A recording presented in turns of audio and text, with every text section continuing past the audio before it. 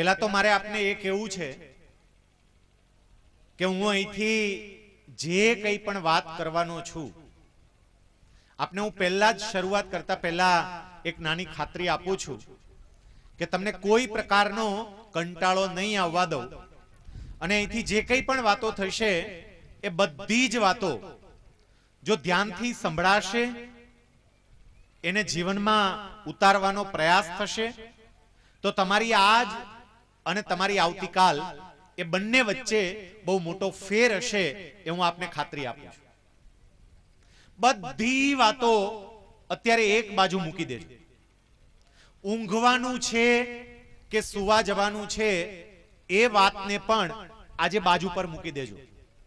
રોજ સૂઈએ છે, આજે હું તમને જગાડવા માટે આવ્યો છું, માટે બધી વાતો આવતીકાલે શું કરવાના છીએ તે આ બધી વાતોને એક બાજુ મૂકીને જે કંઈ પણ કહેવાનો છું એ સાંભળજો।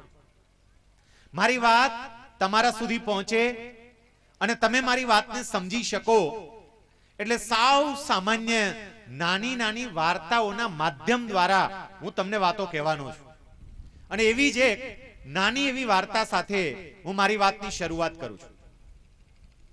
આ વર્ષો પહેલાની વાત છે, ત્યારે અત્યારે જે ઝગમગાહટ લેમ્પનો દેખાય છે, આપણને જે પ્રકાશ દેખાય છે એની શોધ કરવામાં નહોતી આવી, લાઇટની શોધ કરવામાં નહોતી આવી, એ સમયની આ વાત છે। અરબસ્તાનની અંદર એક નાનું એવું ગામ અને એ ગામના પાદરમાં ગામથી થોડે દૂર એક ઝૂંપડીમાં એક ફકીર રહેતા, એક સૂફી સંત રહેતા। એનું નામ હતું રાબિયા બસરી। રાબિયા બસરી નામના આ સૂફી સંત એક વખત સાંજના સમયે ગામના ચોકમાં એક મશાલ પ્રગટાવેલી અને એના અજવાળામાં કંઈક શોધતા હતા। ગામમાં મશાલ પ્રગટાવેલી હતી અને મશાલ એટલા માટે પ્રગટાવેલી કારણ કે લાઈટ હતી નહીં, એટલે અજવાળા માટે આ મશાલનો ઉપયોગ કરવામાં આવતો। એ મશાલના અજવાળામાં રાબિયાજી કંઈક શોધતા હતા અને 4-5 યુવાનો ત્યાંથી પસાર થયા। એમણે જોયું કે રાબિયાજી કંઈક શોધે છે એટલે નક્કી કંઈક ખોવાયું હશે। એ યુવાનોએ રાબિયાજીને પૂછ્યું કે તમારું કંઈ ખોવાયું છે? રાબિયાજી કે હા। યુવાનો કે શું ખોવાયું છે? તો કે કપડા સાંધવાની સોય ખોવાઈ છે, હું એ શોધું છું। પેલા યુવાનો કે અમે મદદ કરીએ? રાબિયાજી કે તો બહુ સારું, જો તમે મદદ કરશો તો સોય ઝડપથી મળશે। એ યુવાનો પણ સોય શોધવા માંડ્યા। 5-10 મિનિટ સુધી પ્રયત્ન કર્યો પણ સોય મળી નહીં, એટલે યુવાનોએ રાબિયાજીને પૂછ્યું કે અમે શોધીએ છીએ પણ સોય મળતી નથી, તમારી સોય ખોવાઈ છે કઈ જગ્યાએ એ તો કહો તો ત્યાં જ શોધીએ।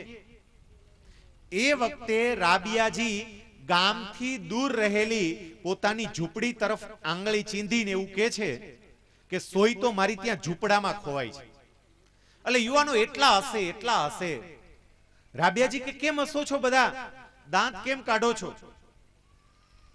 પેલા યુવાનો કે હસીએ નહીં તો બીજું શું કરીએ, સોય ત્યાં ઝૂંપડામાં ખોવાઈ છે તો આ ગામના ચોકમાં શું શોધો છો?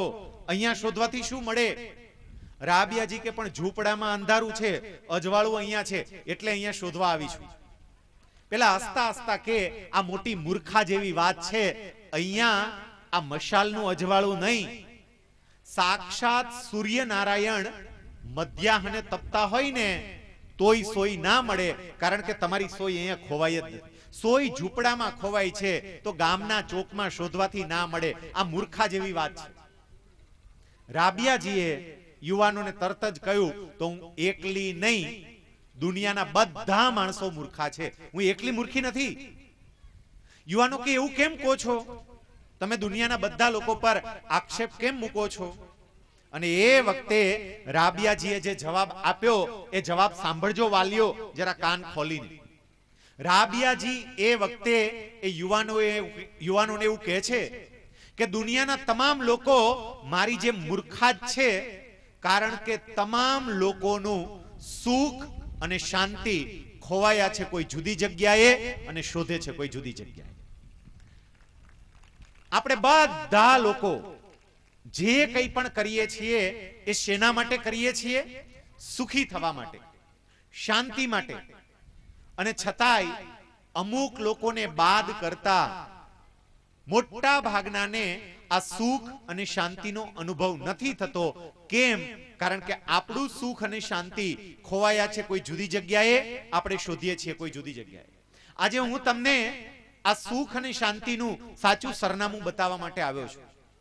યાદ રાખજો, આપણા બધાનું સુખ અને શાંતિ ખોવાયા છે આપણા સંતાનોમાં, આપણા પરિવારમાં, અને આપણે એને શોધવાનો પ્રયત્ન કરીએ છીએ પદ, પૈસો અને પ્રતિષ્ઠામાં.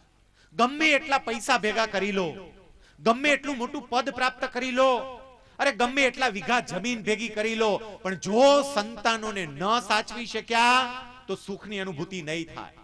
સંતાનોને ન સાચવી શક્યા તો કરોડો રૂપિયાની સંપત્તિ પણ તમે ડંખ મારશે. સંતાનોને ન સાચવી શક્યા તો હજારો વીઘા જમીન પણ તમને સુખી નહીં થવા દે. અને માટે મા બાપ તરીકે જો તમે ઈચ્છતા હોય કે તમારે સુખ જોઈએ છે તો એ માત્ર ને માત્ર તમને તમારા સંતાનોમાંથી પ્રાપ્ત થશે. એક મા બાપ તરીકે આપણી શું જવાબદારી છે એ વાત કહેવા માટે આજે હું તમારી પાસે આવ્યો છું. આપણે સૌએ સુખ પ્રાપ્ત કરવું હોય, આપણા દીકરા અને દીકરી એને ખૂબ આગળ વધારવા હોય, એ જીવનમાં ખૂબ સફળ થાય, એ પ્રકારે આપણે જોયેલું સપનું સાર્થક કરવું હોય તો મા બાપ તરીકે આપણી ફરજ શું, એ ફરજ હું તમને યાદ અપાવવા માટે આવ્યો છું. દુનિયામાં તમારે કોઈ પણ પ્રકારનું કામ કરવું હોય તો એ કામ કરતા પહેલા એની તાલીમ લેવી પડે. કોઈ પણ કામ કરવું હોય તમે જોજો, કામ એમનેમ ના થાય, પહેલા તાલીમ લેવી પડે. અહીંયા ડોક્ટર બલદાણિયા સાહેબ અને બીજા ડોક્ટર મિત્રો બેઠા છે. તમારે ડોક્ટર બનવું હોય તો એમને ડોક્ટર ના બનાય. 5.5 વર્ષ એની તાલીમ લેવી પડે અને પછી હાથમાં ઇન્જેક્શન પકડાય. તમારે એન્જિનિયર બનવું હોય એમને એન્જિનિયર ના બનાય. 4.5 વર્ષ તાલીમ લેવી પડે, પછી નકશા દોરતા થાય. તમારે શિક્ષક બનવું હોય 2 વર્ષ 1 વર્ષ તાલીમ લેવી પડે. અરે આ બધી વાત જવા દો. ખેતરમાં સીધા સાહ નાખવા હોય ને તોય પેલા તાલીમ લેવી પડે, એમને સીધા સાહી ના નખાય. કોઈ પણ કામ કરવું હોય પેલા એની તાલીમ લેવી પડે, એ શીખવું પડે, પછી કામ થાય. પણ આ દુનિયાનું સૌથી અઘરામાં અઘરું કામ કયું? ડોક્ટર બનવું સહેલું છે, વકીલ બનવું સહેલું છે, એન્જિનિયર બનવું સહેલું છે, ખેડૂત બનવું સહેલું છે. પણ આ દુનિયાનું સૌથી અઘરામાં અઘરું જો કોઈ કામ હોય, સૌથી અઘરામાં અઘરી કોઈ ભૂમિકા હોય તો એ છે મા બાપ તરીકેનું કામ, મા બાપ તરીકેની ભૂમિકા. અને મારે દુઃખ સાથે કહેવું છે કે દુનિયામાં બધા જ કામ કરવા માટેની તાલીમ લેવામાં આવે, પણ મા બાપ બનવા માટેની કોઈ તાલીમ જ નહીં. બોલો, કોઈ તાલીમ નહીં. બધા એમના મા બાપ બની ગયા, સીધા શારીરિક રીતે બચ્ચાનો જન્મ થયો અને મા બાપ બની ગયા. પણ મા બાપ તરીકે આપણી જવાબદારી શું આપણને ખબર જ નથી. જેવી રીતે એક સામાન્ય પશુ એનું બચ્ચું ઉછરે, એ જ રીતે કદાચ આપણું બાળક પણ ઉછરે છે. કદાચ આપણે ભણેલા ગણેલા છીએ એટલે આપણા બાળકને કેટલીક સુવિધાઓ આપીએ છીએ, પણ મા બાપ તરીકે મારા બાળકને મારી પાસેથી કેવી મનોવૈજ્ઞાનિક અપેક્ષાઓ છે એની આપણને જાણ નથી. એક મા બાપ તરીકે મારે મનોવૈજ્ઞાનિક દ્રષ્ટિએ મારા બાળકને કેવી રીતે કેળવવાનું છે, મારા બાળકને કેવી રીતે આગળ વધારવાનું છે, એ બાબતમાં આપણે જાગૃત નથી. અને એ જાગૃતિ લાવવા માટે આજે હું અહીંયા આવ્યો છું. હું અને ઉત્તમ અમે બંને મુંબઈની અંદર આપણા આખા એશિયા ખંડનો સૌથી મોટામાં મોટો, ભારતનો નહીં, એશિયા ખંડનો સૌથી મોટામાં મોટો હોલ ષણમુખાનંદ હોલ, ત્યાં કાર્યક્રમ આપવા માટે ગયા હોય. કોઈ કલ્પના ના કરી શકે કે આ લોકો પાવઠી જેવા નાના ગામમાં જઈ શકે. અમે લોકો પાવઠીમાં આવ્યા છીએ કારણ કે આ લોકો ખેંચીને લાવ્યા છે અમારા ગામના, અમારા વાલીઓને આ વાત કરો. અને એટલે એ વાત કહેવા માટે આજે હું અહીંયા આવ્યો છું. પણ વાત કહેતા મારે તમને એ કહેવું છે કે અહીંથી હું ગમે એટલું બોલું એનાથી કોઈ ફેર નથી પડવાનો. અહીંથી તમે જશો, કદાચ વખાણ કરશો કે કોઈ સાહેબ આવ્યા હતા અને બહુ સરસ સરસ વાતો કરતા હતા, પણ એનાથી કોઈ ફેર નહીં પડે. જ્યાં સુધી કહેલી વાત જીવનમાં ઉતરે નહીં ત્યાં સુધી એ વાતનો કોઈ અર્થ જ નથી. આપણે બધા માત્ર અને માત્ર વાતો સાંભળવા જઈએ છીએ, જીવનમાં ઉતારવા માટે જતા જ નથી. કોઈ પણ વ્યક્તિ ક્યાંય બહાર જાય ને, ક્યાંય સાંભળવા માટે જાય, ક્યાંય કથામાં જાય તો શું કામ જાય છે? કથા સાંભળવા જાય છે. જીવન બદલવું છે એ ભાવના સાથે નથી જતા. અને એટલે મોરારી બાપુને જેટલી કથા કરવી હોય એટલી ભલે કરે, રમેશભાઈ ઓઝાને જેટલી કથા કરવી હોય એટલી ભલે કરે, પણ કોઈ ફેરફાર થાય જ નહીં. કેમ? તો કે આપણે સાંભળવા માટે જઈએ છીએ, બદલાવા માટે નથી જતા. આપણે બદલાવું છે એવી ભાવનાથી નથી જતા. અને એટલે ઘણી વખત મેં જોયું છે કે કથા ચાલતી હોય ને ત્યારે એટલા ભક્તિના ઉમળકા આવે, બેનો હાથમાં પેલી કરતાલ લઈને નાચવા માંડે, આપણને એમ થાય કે મીરા અહીંયા જ આવી ગયા છે. હાથમાં કરતાલ લઈને નાચે, ગાય, ગીતો ગાય.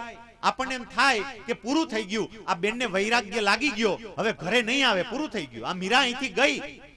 પણ જેવી કથા પૂરી થાય અને ચંપલ માટે ગાળા ગાળી કરે, બોલો, બહાટી બોલી જાય ખાલી ચંપલ હાટે, તો ક્યાં ગયું બધું? આપણે માત્ર સાંભળવા માટે જઈએ છીએ અને એટલે વાતો આપણને અસર નથી કરતી. મારે તમને એ કહેવું છે કે મારી આ વાતો સાંભળવા માટે નથી. આના ઉપર વિચાર કરજો. હું તમને એવી વાતો કહેવાનો છું કે ભલે તમે ગામડાના હોય, ભલે તમે ઓછું ભણેલા હોય, પણ આ વાતો તમને ધણ ધણાવે, તમને કંઈક વિચારવા માટે મજબૂર કરે એ પ્રકારની વાતો હશે. આ મેં માત્ર મારી વાત તમારી પાસે મૂકતા પહેલા એક પૂર્વ ભૂમિકા બાંધી અને હવે મારી વાત ઉપર આવું છું. માતા પિતા તરીકે તમારે તમારા બાળકને જો શ્રેષ્ઠ કક્ષાએ લઈ જવો હોય તો તમે શું કરશો? 4 વાતો મારે તમારી પાસે મૂકવી છે. સૌથી પહેલી વાત, તમારા બાળકને ક્યારેય સામાન્ય નહીં સમજતા. વાલી તરીકે આ જરા જોજો, તમારું બાળક એ કોઈ સામાન્ય બાળક નથી. ભગવાને પ્રત્યેક બાળકને ઠાંસી ઠાંસીને, કૂટી કૂટીને ક્ષમતાઓ અને શક્તિઓ આપી છે. પણ મા બાપ તરીકે કેટલીક વખત આપણે જ આપણા બાળકને સાવ સામાન્ય સમજીએ છીએ. આ પહેલી વાત દરેકે દરેક મા બાપ સમજે કે તમારું બાળક એ સામાન્ય બાળક નથી. ભગવાને એને અદ્ભુત ક્ષમતાઓ, અદ્ભુત શક્તિઓ આપી છે. એક નાની વાર્તા સાથે આ વાત તમને સમજાવું. પોરબંદરની અંદર એક વક્તાનું પ્રવચન હતું. એ વક્તા પોરબંદરમાં એમનું પ્રવચન કરવા માટે ગયા. વક્તાએ વિચાર્યું કે પોરબંદરમાં મારે પ્રવચન આપવું છે તો પોરબંદરમાં હું કયા વિષય પર વાત કરું. પછી એમણે પોતે નક્કી કર્યું કે પોરબંદર એટલે ગાંધી બાપુની જન્મભૂમિ, અને મારે પોરબંદરમાં ગાંધી બાપુની જન્મભૂમિમાં પ્રવચન આપવું છે તો પછી બાપુ વિશે જ બોલાય ને, ગાંધીજી વિશે જ બોલાય, લોકોને ગમશે. એટલે આ વક્તાએ નક્કી કર્યું કે મારે ગાંધીજી પર પ્રવચન આપવું છે. આટલું પહેલા એને નક્કી કર્યું. પછી એને બીજું નક્કી કર્યું કે જ્યારે હું પ્રવચન આપવા માટે જઈશ ત્યારે સ્ટેજ ઉપર આવી માઇક ચાલુ કરીશ. માઇક ચાલુ કરીને સામે જેટલા લોકો પ્રવચન સાંભળવા માટે બેઠા હશે એમાંથી કોઈ એકાદી વ્યક્તિને ઊભી કરીશ અને એને ઊભી કરી એને એક એવો પ્રશ્ન પૂછીશ કે જે પ્રશ્નનો જવાબ ગાંધીજી આવતો હોય. પ્રશ્ન જ એને એવો પૂછીશ, એનો જવાબ ગાંધીજી આવતો હોય, અને જેવો એ છોકરો ગાંધીજી જવાબ બોલે એટલે હું એને શાબાશી આપી નીચે બેસાડી દઈશ અને પછી હું મારા પ્રવચનની શરૂઆત કરતા કહીશ, યસ, આ છોકરાએ જે ગાંધીજીની વાત કરી એના પર મારે વાત કરવી છે. આમ કરીને મારું પ્રવચન ચાલુ કરીશ. આટલું લાંબુ વિચારીને આવેલો, બોલો. અને એ વક્તા પ્રવચન કરવા માટે આમ સ્ટેજ ઉપર ચડ્યો, માઇક ચાલુ કર્યું અને માઇક ચાલુ કરી સામે ઓડિયન્સમાં ઘણા બધા માણસો બેઠા હતા. એક વિદ્યાર્થીને એને ઊભો કર્યો આ વક્તાએ, અને વિદ્યાર્થીને એવું કહ્યું, બેટા હું તને એક સામાન્ય પ્રશ્ન પૂછું છું, બેટા તું મને જવાબ આપીશ? છોકરો કે આપું જ ને સાહેબ, કેમ નહીં, પૂછો સાહેબ. આ વક્તાએ એ છોકરાને પ્રશ્ન પૂછ્યો, બેટા મને ખાલી એ કે તારા ગામમાં કયા મહાપુરુષનો જન્મ થયો હતો? વક્તાને એમાં તો હમણાં છોકરો બોલશે ગાંધીજી, પણ આ છોકરો માથાનો ફરેલો. તે પેલા વક્તાને કે સાહેબ મારા ગામમાં કોઈ મહાપુરુષનો જન્મ નથી થયો. વક્તા બિચારો ગોટે ચડ્યો, કારણ કે એ બોલે ગાંધીજી તો આ ભાઈનું પ્રવચન બિચારાનું આગળ વધે, પણ પેલો બોલે નહીં. વક્તાને વિચાર આવ્યો કે શક્ય છે આ છોકરો પોરબંદરનો ન હોય, આજુબાજુના ગામડામાંથી ભણવા માટે આવતો હોય અને એના ગામમાં બિચારાને ત્યાં કોઈ મહાપુરુષ પેદા નથી થયા, તો એ કેવી રીતે નામ બોલે? એટલે વક્તા આ બાળક જવાબ આપી શકે ને, એટલે થોડી મદદ કરતા કહ્યું, જો બેટા, બેટા તારું ગામ એટલે તું નજીકના કોઈ ગામમાંથી આવતો હોય તો એ ગામની વાત નથી કરતો.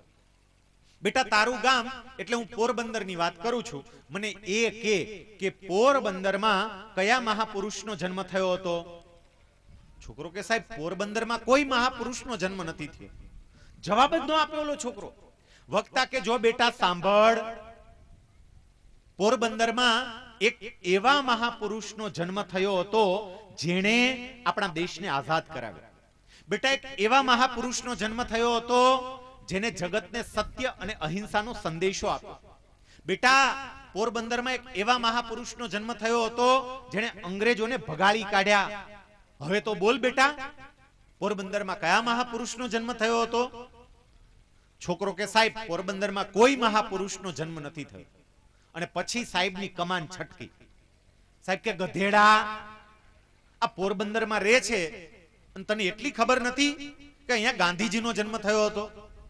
છોકરો કે લે સાહેબ, એ તો ખબર જ હોય ને, એ બધાને ખબર હોય સાહેબ, આ ગાંધી બાપુની જન્મભૂમિ છે, ખબર જ હોય ને સાહેબ, આ તો બધાને ખબર છે સાહેબ. પેલા વક્તા કે તો પણ પછી બોલતો કેમ નતો? આ કયુંનો મોઢામાં આંગળા નાખીને બોલાવું, જવાબ કેમ નતો આપતો? તારું મોઢું કેમ નતો ફાડતો? છોકરો કે સાહેબ, સાહેબ તમારો પ્રશ્ન જ એવો હતો. અને હવે છોકરો જે જવાબ આપે છે એ જવાબ સાંભળજો. છોકરાએ કહ્યું, સાહેબ, સાહેબ પોરબંદર નહીં, આ દુનિયાના એક પણ ગામમાં એક પણ મહાપુરુષનો જન્મ નથી થયો, કારણ કે જન્મ બાળકનો થાય, મહાપુરુષનો નહીં. મહાપુરુષ તો પછી બને. એકો એક બાળકમાં મહાપુરુષ બનવાની ક્ષમતા છે જ. મારે એ કહેવું, તમારા ગામમાં રહે છે એટલે મહાપુરુષ ના બની શકે એવું ના હોય. સામાન્ય આર્થિક પરિસ્થિતિમાં જીવીએ છીએ એટલે મોટો માણસ ના બને એવું ના હોય. નળિયાવાળા મકાનમાં રહીએ છીએ એટલે આગળ ના વધી શકે એવું ના હોય. સામાન્ય પરિસ્થિતિના ગામડામાં રહેનારા લોકો જ આગળ નીકળી જાય. તમે જુઓ એક પછી એક ઉદાહરણ. રેલવે સ્ટેશન પર ચા વેચનારો બાળક આપણા દેશનો વડાપ્રધાન બની જાય અને લોકો એને નરેન્દ્ર મોદી તરીકે ઓળખે. ચા વેચવા વાળો માણસ વડાપ્રધાન બને, આખા દેશનું સંચાલન કરે. દક્ષિણ ભારતની અંદર એક નાનું એવું રામેશ્વરમ નામનું ગામડું, અને એ ગામડાની અંદર માછીમાર પરિવારમાં જન્મેલો અને ઝૂંપડામાં રહેનારો એક બાળક. ઝૂંપડામાં રહે સાહેબ, તમારે તો મકાની સારા હશે, ઝૂંપડામાં રહેનારો આ બાળક પણ એ જો ઈચ્છે તો એ વ્યક્તિ ભણી ગણી આગળ વધી આપણા દેશના સર્વોચ્ચ પદ પર પહોંચે અને આપણા દેશના રાષ્ટ્રપતિ બની જાય. આપણે સૌ એને ડોક્ટર એપીજે અબ્દુલ કલામના નામે ઓળખીએ. સાવ સામાન્ય. અને ક્યાં પહોંચે? અહીંયા કેટલાય ડોક્ટર મિત્રો આવ્યા છે, કેટલાય શિક્ષક મિત્રો આવ્યા છે, આજુબાજુની ઘણી બધી ગામડાની સ્કૂલોમાંથી શિક્ષક મિત્રો અહીંયા આવ્યા છે. આ તમામ શિક્ષકો, તમામ ડોક્ટરો એનું જીવન તપાસો. 20 વર્ષ પહેલા તમારો દીકરો કે દીકરી જેવી રીતે ભણતા એ જ રીતે સાવ સામાન્ય સ્થિતિમાં રહેનારા અને એ જ રીતે ભણનારા હતા, પણ કોઈ ડોક્ટર બન્યા, કોઈ શિક્ષક બન્યા, કોઈ ઉદ્યોગપતિ બન્યા છે. તમારા દીકરા અને દીકરીમાં આ જ ક્ષમતા છે, પણ મા બાપ તરીકે પહેલા આ વાત સ્વીકારજો કે તમારો દીકરો અને દીકરી સામાન્ય નથી. ભગવાન એને અદ્ભુત ક્ષમતા આપી. ઘણી વખત દુઃખ સાથે કહેવું પડે, આપણે જ આપણા દીકરા અને દીકરીને સામાન્ય ગણીએ છીએ. આપણે જેવું કહીએ છીએ. કેટલાક વાલીઓ છે ને, કાર્યક્રમ પૂરો થાય મળે ને તો કે સાહેબ, સાહેબ તમે વાતો બધી બહુ મોટી મોટી કરતા દો સાહેબ, પણ સાહેબ એકવાર ઘરે આવો તમને ખબર પડે ભગવાન કેવો નમૂનો આપ્યો છે. આવો સાહેબ, માથું ભાંગે હો, તમારી માથું ભાંગે સાહેબ. એ માથું ભાંગે ને એ જ કંઈક કરી શકે. આ સમજી રાખજો. ઘણા ભોફિંડા જેવા બેઠા હોય, કાંઈ ન કરે. જે માથું ભાંગે એવા હોય એ જ દુનિયાની અંદર કંઈક કરે. એ કોઈ એક બાળકમાં ક્ષમતાઓ અદ્ભુત છે. આપણે એની સાથે રહેવાનું છે મા બાપ તરીકે. રાજકોટની અંદર એક વખત મારું પ્રવચન હતું. પ્રવચન પૂરું થયું અને એક ઘરે અમે શાંતિથી બેઠા હતા. અમે લગભગ 5-6 વ્યક્તિઓ બેઠા હતા ને એક વિષય પર અમે ચર્ચા કરતા હતા. અમારો વિષય એ હતો કે આજના મા બાપ કેવા છે. આ સાંભળજો, આજના મા બાપ કેવા છે. આ વિષય પર અમે વાત કરતા હતા, ચર્ચા કરતા હતા. જેની ઘરે બેસીને ચર્ચા કરતા હતા ને, એમનો 12-13 વર્ષની ઉંમરનો દીકરો દૂર બેઠો બેઠો અમારી આ વાતો સાંભળતો હતો. પછી એ ઊભો થયો, મારી પાસે આવ્યો, મને કે સાહેબ, આ તમે બધાય બેસીને વાત કરો છો કે મા બાપ કેવા હોય, તો સાહેબ હું એક વાત કહું સાહેબ, મારે એક વાત કેવી છે. મેં બોલને બેટા શું કેવું છે? મને કે સાહેબ આ તમે બધી વાત કરો છો ને મા બાપ કેવા હોય, મા બાપ કેવા હોય. સાહેબ મા બાપ સરખા ન હોય સાહેબ, સાહેબ જુદા જુદા હોય સાહેબ. આ 13 વર્ષની ઉંમરનો છોકરો બોલે છે કે સાહેબ જો આ ઘરે જુદા પ્રકારના મા બાપ હોય, આ ઘરે જુદા પ્રકારના હોય, આ ઘરે જુદા પ્રકારના હોય, અને આ ઘરે જુદા, બધે સાહેબ જુદા જુદા હોય, એક સરખા ન હોય સાહેબ. પછી એ છોકરો કે પણ સાહેબ, સાહેબ એક વાત એવી છે ને કે એમાં દુનિયાના બધાય મા બાપ સરખા જ સાહેબ. એક વાત એવી છે સાહેબ, એમાં બધાય સરખા, બાકી બધાય જુદા જુદા મા બાપ હોય, પણ એક વાતમાં દુનિયાના બધાય મા બાપ સરખા. પછી મેં છોકરાને પૂછ્યું, બેટા એવી કઈ વાત છે કે જેમાં દુનિયાના બધાય મા બાપ સરખા છે? અને એ છોકરાએ જે જવાબ આપ્યો છે, એ છોકરો કે સાહેબ, સાહેબ દુનિયાના બધાય મા બાપને બીજાના દીકરા અને દીકરી જ ગમે, પોતાના કોઈને ન ગમે. આમાં બધાય સરખા. આપણને આપણા જ નથી ગમતા, આપણને બીજાના ગમે. તમે જુઓ ખરા, આપણને આપણા નથી ગમતા. આપણને કાકાનો ગમે, મામાનો ગમે, પાડોશીનો ગમે, આપણા નો ગમે. યાદ રાખજો વાલીઓ, જે દી તમને તમારો દીકરો કે દીકરી ગમતા થાય તે દિવસે એની પ્રગતિ શરૂ થાય. તમને તમારો દીકરો ગમવો જોઈએ, તમને તમારી દીકરી ગમવી જોઈએ. તમને તમારો દીકરો અને દીકરી ગમતા થાય ત્યારે એની ક્ષમતાઓ બહાર આવશે. પેલા મા બાપ તરીકે મારે એને પ્રેમ આપવો પડે, આપણે નથી કરી શકતા. આપણને સતત આપણા દીકરા અને દીકરી, હું આગળ વાત કહેવાનો છું, બીજા જોડે સરખામણી જ કર્યા કરીએ છીએ. તમારો દીકરો અને દીકરી સામાન્ય નથી, આ વાત પહેલી સ્વીકારજો અને સમજજો.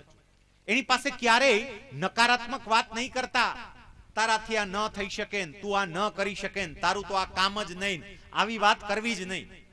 અત્યારે હું છે ને સ્પીપામાં ડેપ્યુટી ડાયરેક્ટર છું, અને સ્પીપા એટલે ગુજરાત સરકારની આપણા સૌરાષ્ટ્રના 12 જિલ્લાના સરકારી અધિકારીઓને તાલીમ આપતી સંસ્થા છે. અમે આ સ્પીપામાં એક બીજું કામ પણ કરીએ છીએ. ગુજરાતનો દીકરો અને દીકરી સીધા જ કલેક્ટર બને, સીધા જ ડીએસપી બને, એ માટે એને એક પરીક્ષા આપવી પડે. એ પરીક્ષાને યુપીએસસી ની પરીક્ષા કહેવાય. તો અમે સ્પીપામાં ગુજરાતના દીકરા અને દીકરીઓને આ યુપીએસસી ની પરીક્ષાની તૈયારીઓ કરાવી. દીકરા અને દીકરીઓ, આ વિદ્યાર્થીઓ આ પરીક્ષાની તૈયારી કરે, પરીક્ષા આપે, પરીક્ષા પાસ કરે અને સીધા કલેક્ટર કે કમિશનર બની જાય. પરીક્ષા આપીને સીધા કલેક્ટર કે કમિશનર, નાની ઉંમરે લાલ લાઈટ વાળી ગાડીમાં આંટા મારવા માંડે. અમે જ્યારે આ વાત બધે કરીએ, કેટલાય છોકરાઓ હવે આની તૈયારીઓ કરે છે. મને બહુ આનંદ થાય છે કહેતા કે જે ગુજરાતમાંથી દર વર્ષે માંડ એકાદો છોકરો કલેક્ટર કે ડીએસપી બનતો તો, એ ગુજરાતમાંથી અમે દર વર્ષે હવે લગભગ 15 થી 20 છોકરા છોકરીઓ કલેક્ટર તરીકે, કમિશનર તરીકે આપીએ છીએ. દર વર્ષે આટલા છોકરાઓ પાસ થાય છે. અને એ છોકરાઓ કયા? સામાન્ય પરિવારના દીકરા અને દીકરીઓ પરીક્ષા આપવા માટે આવે, મહેનત કરે અને પાસ થાય. કોઈને કલ્પનાય ના હોય કે આ લોકો આ કરી શકશે, પણ કરે છે, કારણ કે એનામાં એ છે.